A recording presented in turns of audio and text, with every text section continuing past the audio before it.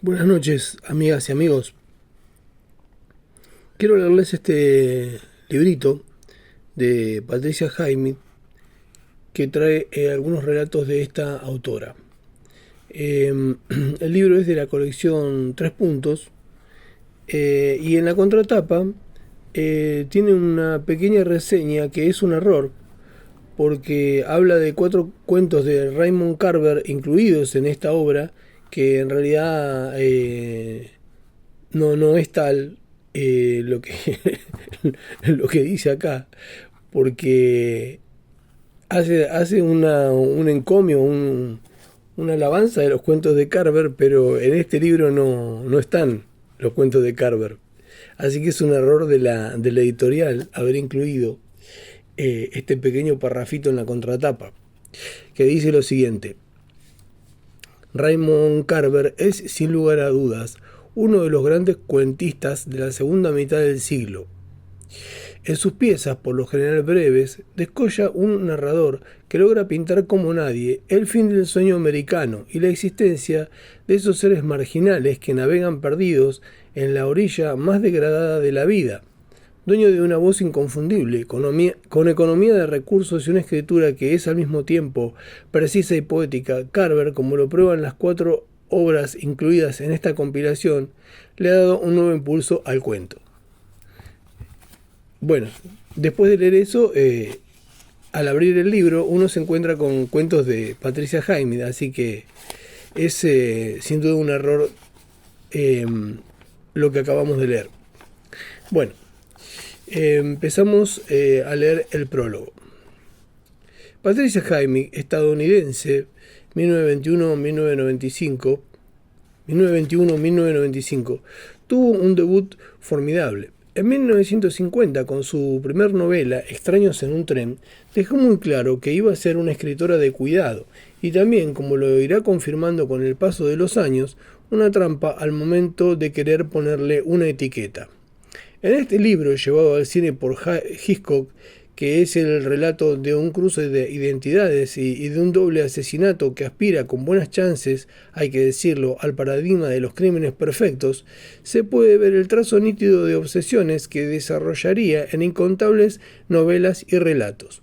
Por un lado, el juego de los dobles y las falsas identidades, que descollaría en la saga de Ripley, pero además hay todo un espesor psicológico, un tortuoso cruce de culpas y arrepentimientos, y la figura del hombre fuerte y el débil, del que cede a los impulsos y a la locura, y el que coquetea con ellos y retrocede aterrado de sí mismo en el momento de la decisión. Con estos elementos es casi automático pensar que se trata de una buena novela policial, que encuentra su rasgo distintivo en una perspicacia rara en el género para ahondar en los personajes a la manera de una historia realista. Y si bien es cierto que puede ser eso, probablemente resulte más interesante pensar que a Patricia Jaime desde la vereda de enfrente, es decir, en vez de verla como una autora que enriquece el policial, algo indudable, imaginarla como alguien que necesitaba de esos escenarios, esos códigos y esas reglas de relaciones para poder expandir el mundo de sus personajes. Porque lo que en verdad precisa Patricia Jaime es el espacio narrativo criminal. Ese ámbito donde las cosas se precipitan a la violencia, motivadas por la locura, las ambiciones y las miserias sociales y personales que llevan al asesinato, las venganzas salvajes para paliar los infortunios de la vida, las investigaciones privadas que suplen la falta de justicia, los malos entendidos que encubren secretos decisivos. En este recorte, que es un abismo donde las conductas pierden la razón y están en condiciones de ofrecer lo peor de ellas mismas, es donde transcurren sus novelas y sus cuentos. Esto, vale aclararlo, no equivale a tipificarla como una escritora psicológica, porque así saldríamos de una etiqueta estrecha para amanecer en otra que le queda igual de incómoda. Y no es eso en gran medida gracias a la consistencia de sus tramas policiales, a la extrema atención que presta a los menores detalles del género. De modo que la arquitectura de sus historias Los planos que quedan borroneados cuando la casa se monta responden a esas leyes, pero una vez que levanta la casa, el asunto cambia. El lector queda no con la sensación de estar leyendo algo que está a mitad de camino de dos mundos, sino con el placer de encontrarse con historias sólidas, de una hondura y una complejidad que supera cualquier atribución genérica. Quizá por qué no pensarlo, haya elegido este formato por al menos dos razones. En primer lugar, porque le encanta, como ella misma lo deja en claro en su ensayo Suspense, cómo se escribe una novela de intriga, aunque también puede especularse que lo hizo para aliviarnos, pues sus personajes serían imposibles de asimilar en otro contexto que no fuera el de la novela policial. Fernando Fagnani. El primer cuento se llama Sustancia de locura. Cuando Christopher Wagoner, recién salido de la Facultad de Derecho, se había casado con Penélope, ya conocía la afición de ésta y de su familia a los animalitos domésticos. Era normal querer a un gato o a un perro que formaba parte de la familia. Christopher ni siquiera había pensado mucho en el pequeño Pixie, un perro de Pomerania disecado, blanco, con brillantes ojos artificiales de color negro, que se hallaba en un rincón del despacho del padre de Penélope, sobre una base de madera en la que constaban la fecha de nacimiento y muerte. Tampoco se había parado a pensar en Marnie, el gato anaranjado y blanco, también disecado, que permanecía sentado en el suelo en otro rincón. Christopher recordó que durante el noviazgo en casa de los Marshall había un gato y un perro vivos, pero mucho tiempo había pasado desde que cayeran en manos del taxidermista, y ahora se encontraban el uno de pie y el otro sentado en unas rocas que había en el jardín de la casa que él y Penny tenían en Suffolk. No eran estos los únicos animales que poblaban, si esta era la palabra apropiada, el jardín de Willow Close. Estaba Smelty, un terrier escocés negro y de mal genio, con una pata levantada y un hocico agresivo, mostrando los dientes, y Jeff, el perro ovejero irlandés, cuyo pelo era el que mejor resistía los elementos. Algunas de las reliquias llevaban 20 o más años en el jardín. Un gato abisinio llamado Riva, nombre que Penny había sacado de algún experimento místico, miraba fijamente con sus ojos amarillos y verdosos desde una rama de un árbol, agachado como si fuera a saltar sobre cualquier persona que pasase por debajo suyo. Christopher había observado que algunos invitados, al ver el gato, retrocedían con gesto alarmado. En total, había 17 o 18 gatos y perros disecados, así como un conejo, Petequín, distribuidos por el jardín. Los dos hijos de los Wagoner, Philip y Marjorie, ya mayores y casados desde hacía tiempo, sonreían con indulgencia cuando veían el jardín, pero Christopher recordaba cuando el espectáculo les hacía estremecerse, cuando Marjorie no quería que sus amigos lo vieran, pese a que en aquel tiempo había menos animalitos, y cuando Philip a los 12 años había tratado de quemar a Pixie en una hoguera y Penny le había dado la mayor regañina de su vida. Ahora se había producido una crisis, que escuchaban con atención el perro y el gato. Júpiter, un viejo setter de pelo rojo, y Flora, una gata dócil y negra con patas blancas. Los dos animalitos no estaban acostumbrados a notar un ambiente tenso en la tranquilidad de Willow Close. No se daban cuenta, pensaba Christopher, de que él intentaba protegerlos de una vida eterna después de muertos, de que quería evitar que fueran disecados y obligados a soportar las inclemencias del tiempo en el jardín. ¿Acaso cualquier animal, suponiendo que pudiera elegir, no preferiría estar unos cuantos palmos bajo tierra, disolviéndose como toda la carne, cuando le llegase la hora? Christopher había utilizado este argumento varias veces sin resultado.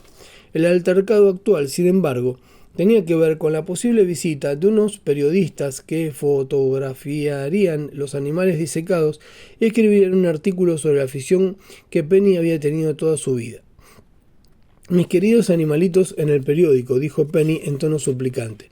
«Pienso que es un bello tributo que les hacemos, Christopher, y puede que el Times reproduzca parte del artículo con una foto del periódico de Ipswich. ¿Qué hay de malo en ello?» «Lo malo», empezó a decir Christopher con calma, pero tratando de que cada palabra hiciese efecto, «es que se trata de una violación de mi intimidad y también de la tuya. Soy un abogado respetado y todavía voy a Londres 1 o 2 veces por semana. No quiero que se divulgue mi dirección particular. La mayoría de mis clientes y colegas solo conocen mi paradero en Londres. ¿Te gustaría que el teléfono sonase aquí 20 veces al día? Oh, Christopher, sabes muy bien que cualquiera puede obtener tu dirección particular. Christopher se encontraba de pie en la cocina, cuyo suelo era de ladrillo, con unas hojas mecanografiadas en la mano. Iba en zapatillas y llevaba unos pantalones cómodos y una chaqueta de punto. Había entrado desde su despacho porque le había parecido que la última llamada telefónica que Penny había hecho unos momentos antes era para dar luz verde a los periodistas. Pero Penny le dijo que había llamado a su peluquero de Ipswich con el fin de pedirle hora para el miércoles. Christopher volvió a probar. Hace un par de días me pareció que te hacías cargo de mi punto de vista. Francamente, no quiero que mis socios de Londres piensen que vivo en un lugar tan raro. Le había costado encontrar la palabra y había estado a punto de decir macabro, palabra que tal vez hubiese estado mejor. Tal vez el jardín de modo distinto, querida. Tú ves el jardín de modo distinto, querida, pero para la mayoría de la gente, y a veces también para mí, resulta un poquito deprimente. Vio que sus palabras habían hecho daño a Penny, pero pensó que tenía que adoptar una actitud clara antes de que fuese demasiado tarde. Ya sé que te encanta tener todos esos recuerdos en el jardín, Penny, pero si quieres que te sea franco, les dan un poco de miedo a Philip y a Marjorie. Y los dos niños de Marjorie ahora se ríen, pero ¿me estás diciendo que solo me gusta a mí? Christopher aspiró hondo. Lo único que digo es que no quiero que el jardín salga en la prensa. Piensa que tal vez a Pixie y a Marry, continuó Christopher con una sonrisa, tampoco les gustaría verse tal como están ahora en un periódico. También es una violación de su intimidad. Penny tiró nerviosamente de su jersey sobre la parte superior de los pantalones. Ya les he dicho que sí a los periodistas. Creo que serán solo dos, el reportero y el fotógrafo, y van a venir el jueves por la mañana. Dios mío, pensó Christopher. Miró los ojos redondos, azules e inocentes de su esposa. En realidad ella no le comprendía. Como no tenía nada más que hacer, su colección de animales disecados se había convertido en su principal interés, aparte de la labor de punto de la que daba clases en el Instituto de la Mujer. Para Penny, la visita de los periodistas sería una demostración de sus logros en cierto sentido, aunque ella no disecaba los animales, pero de esto se encargaba un experto de Londres. Christopher estaba enfadado y no sabía qué decir. ¿Qué podía hacer para evitar la visita de los periodistas sin que con ello pareciera estar de punta con su esposa? ¿Qué podía hacer para que no les tomasen como chiflados al ver que sus animalitos muertos eran tan sagrados para ellos? ¿No permitir que los fotografiasen? Esto va a perjudicar mi carrera, a perjudicarla mucho. Pero si tu carrera ya está hecha, querido, no eres un joven que esté luchando por labrarse una posición, y de todos modos ya estás semi-retirado. Tú mismo lo dices con frecuencia. En su voz aguda y clara había un tono de súplica lastimera, como la de una niña pequeña que quisiera algo. Solo tengo 61 años. Christopher echó el abdomen para adentro. Hawkins hace lo mismo que yo, ir de Kent a Londres y tiene 79. Christopher volvió a su despacho, su habitación preferida y su dormitorio durante los 2 últimos años, pues lo prefería al dormitorio de arriba y al cuarto de los huéspedes. Notó que tenía lágrimas en los ojos, pero se dijo a sí mismo que eran lágrimas de frustración y rabia. Le gustaba mucho su casa, una antigua rectoría de ladrillo rojo de 2 plantas, con las esquinas del tejado suavizadas por plantas trepadoras. En el jardín de atrás tenían una interesante catalpa, en una de cuyas ramas, por desgracia, se encontraba arriba el gato abisinio, y los senderos formaban un precioso dibujo. Christopher conocía hasta la última pulgada de aquellos senderos, pues los había recorrido incontables veces mientras buscaba la solución de algún problema jurídico o se ocupaba de los rosales y las hortensias para descansar del trabajo.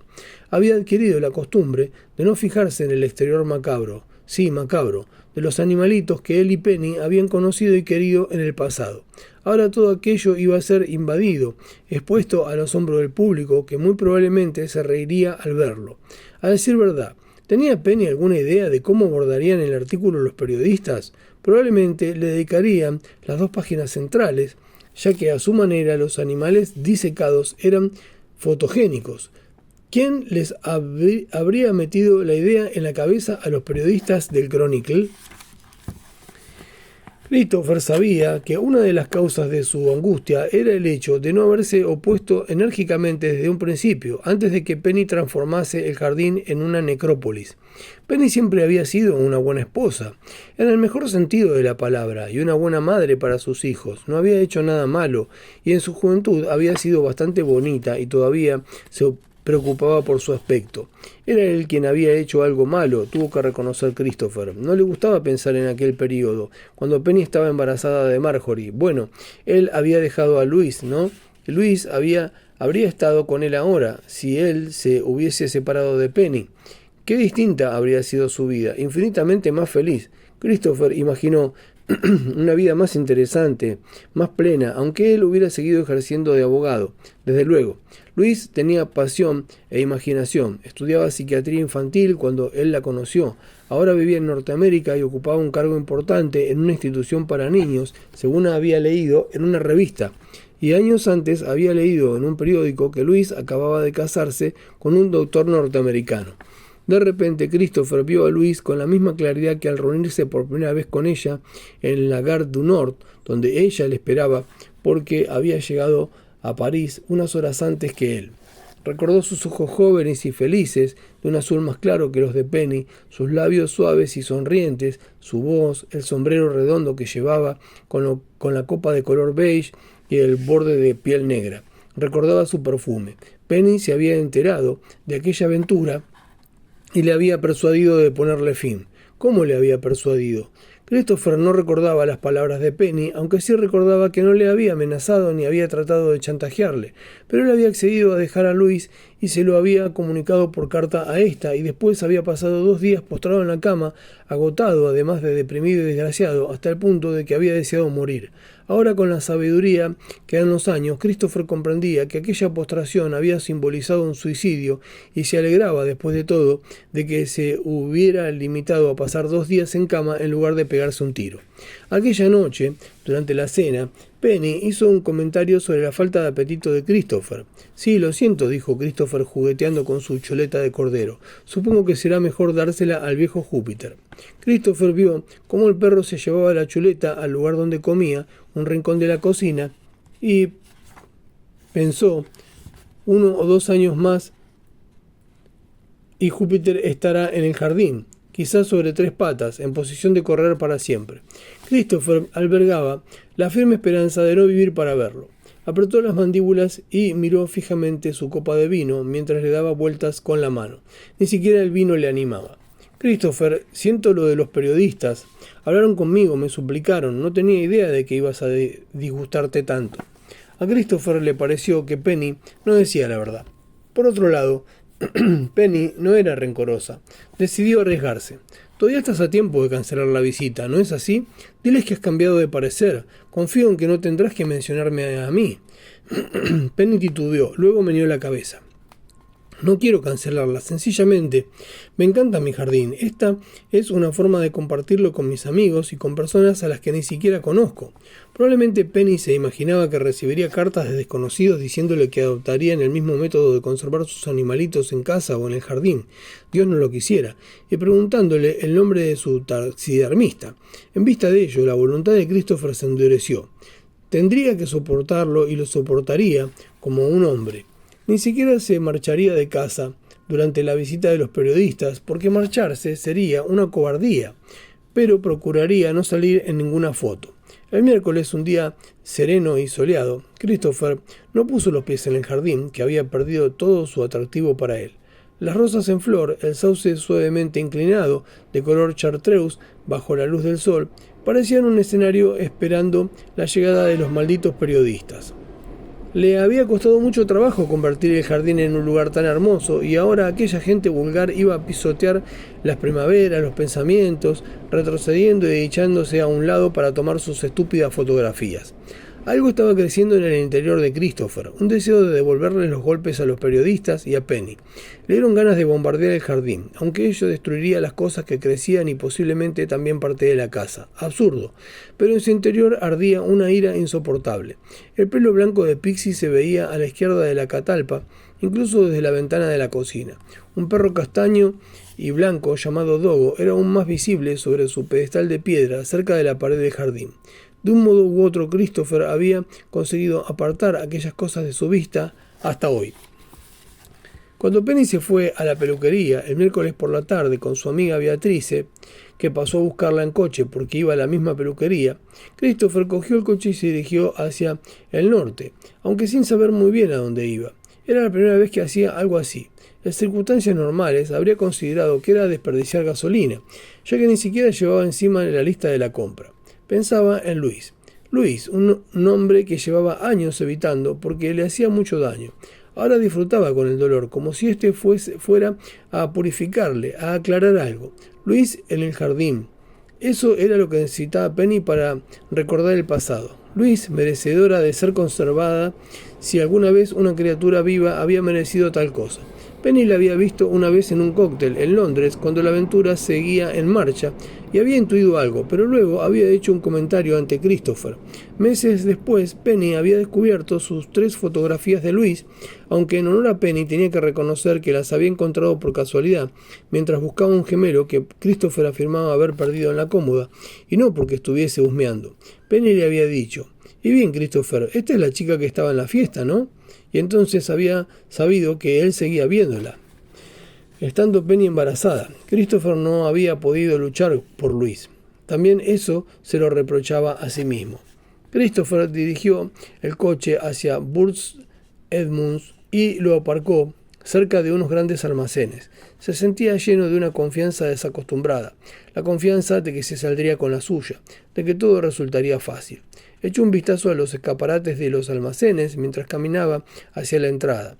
Ropa de verano en maniquíes altos, de piernas color carne, con sonrisas estúpidas o mohínes igualmente estúpidos, llamativos, con las manos y los brazos extendidos como diciendo: «Miradme». Aquello no era exactamente lo que él deseaba. Entonces la vio. Una muchacha rubia sentada ante una mesita redonda y blanca, vistiendo una blusa azul oscuro que parecía una marinera, falda del mismo color y zapatos de charol negro. Ante ella, sobre la mesa, había una copa vacía y alrededor de la muchacha había maniquíes masculinos que iban descalzos y llevaban monos blancos con nada debajo o con jerseys a rayas azules y blancas. «¿Dónde puedo encontrar al director?», preguntó Christopher a una dependienta. Pero como ésta le contestó de forma vaga, decidió ir más directamente al grano y entró en un almacén que había cerca de allí. 5 minutos después ya tenía lo que deseaba y un joven escaparatista llamado Jeremy incluso se lo llevaba al coche. La chica del vestido azul marino, sin sombrero y con pelo de color amarillo, muy apagado. Christopher había ofrecido un depósito de 100 libras para el alquiler de una noche, la mitad de las cuales le sería devuelta al devolver el maniquí y las prendas de vestir en buen estado, y a modo de incentivo le había dado al joven un billete de 10 libras.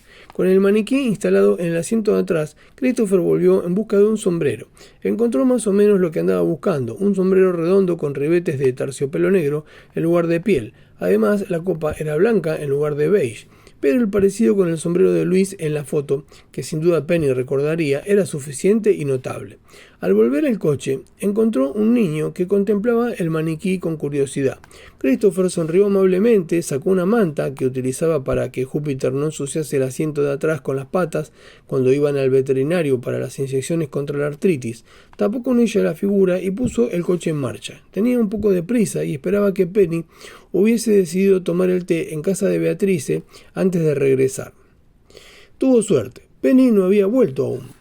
Una vez que se hubo cerciorado de ello, Christopher sacó el maniquí del coche y lo introdujo en la casa por la puerta de atrás. Sentó la figura en su silla, ante su escritorio, y se permitió unos segundos de diversión e imaginación.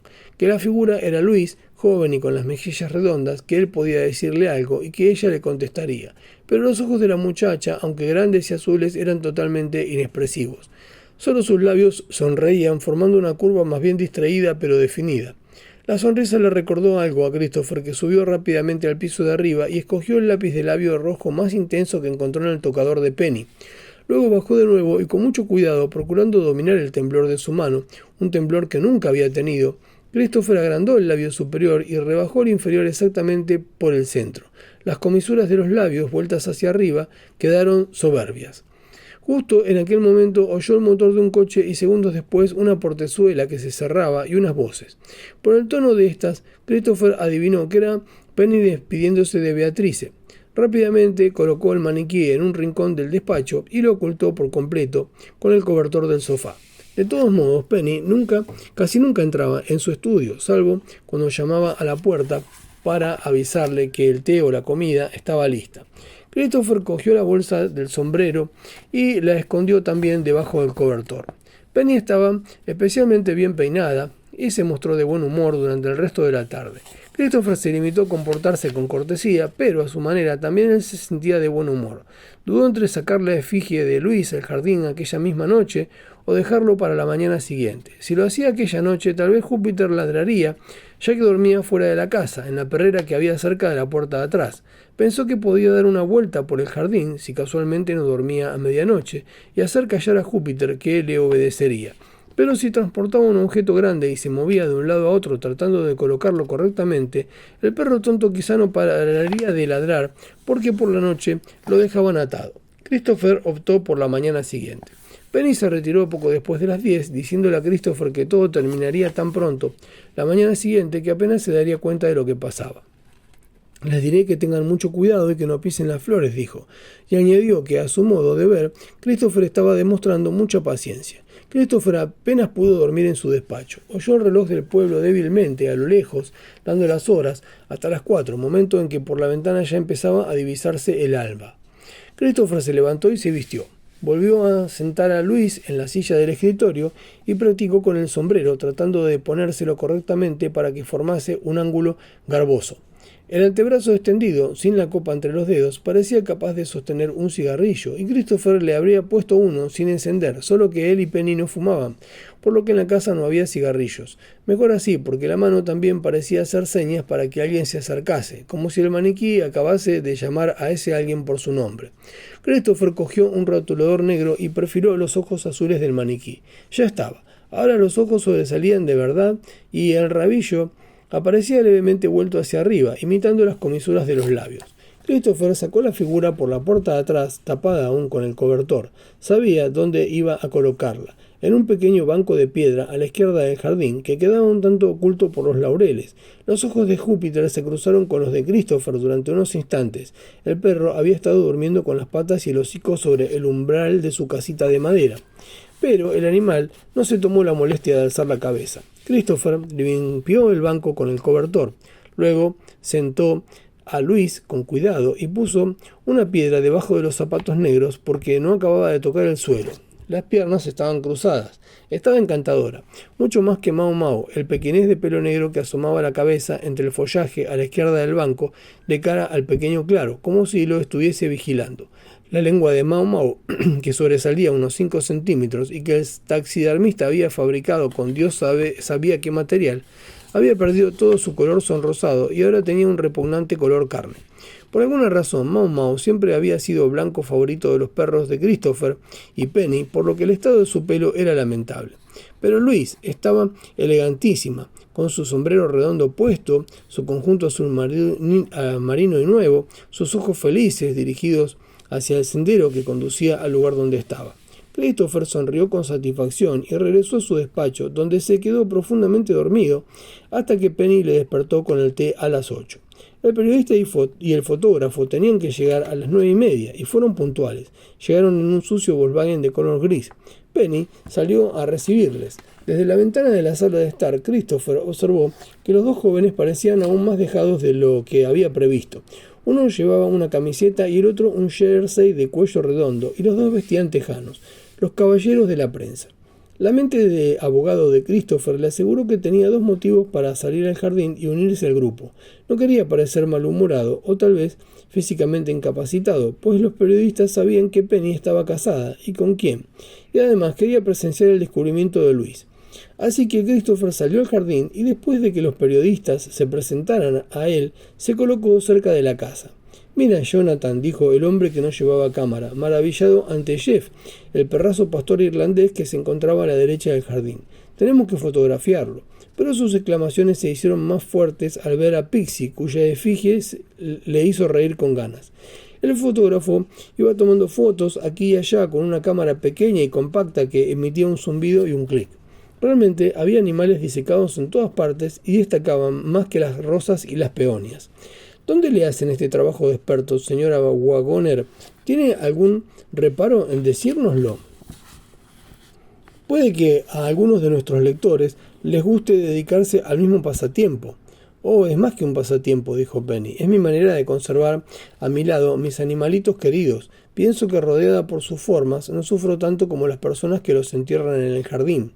Ese comentario es del tipo que nos interesa, dijo el periodista escribiendo en su blog.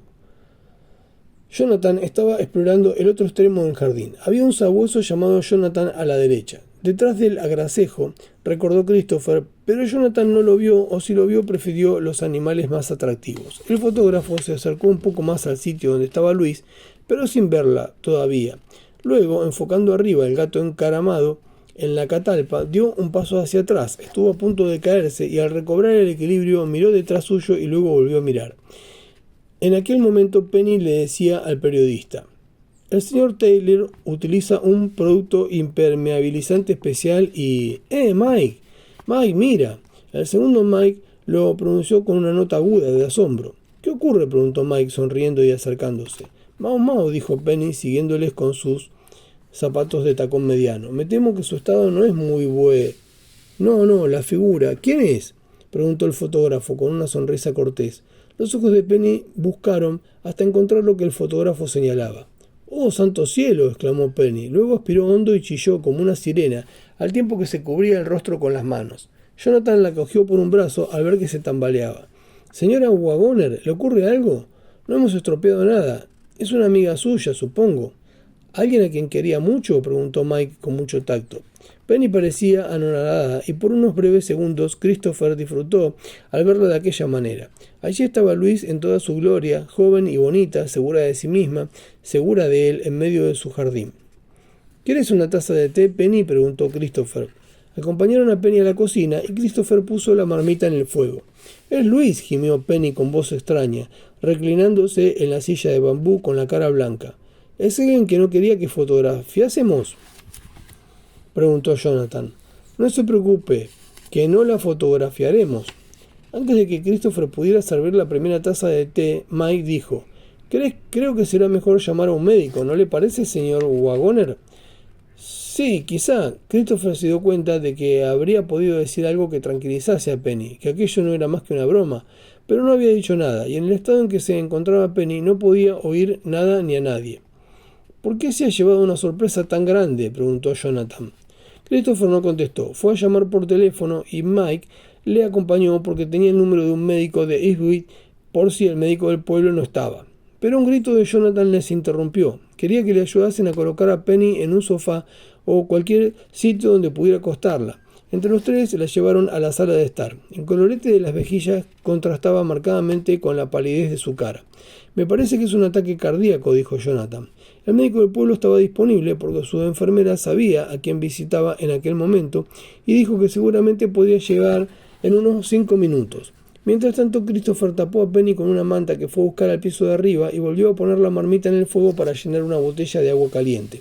Ahora Penny respiraba a través de los labios entreabiertos.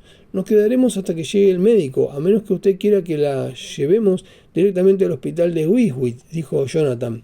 «No, gracias, ya que el médico está en camino, quizá lo mejor sea esperarle».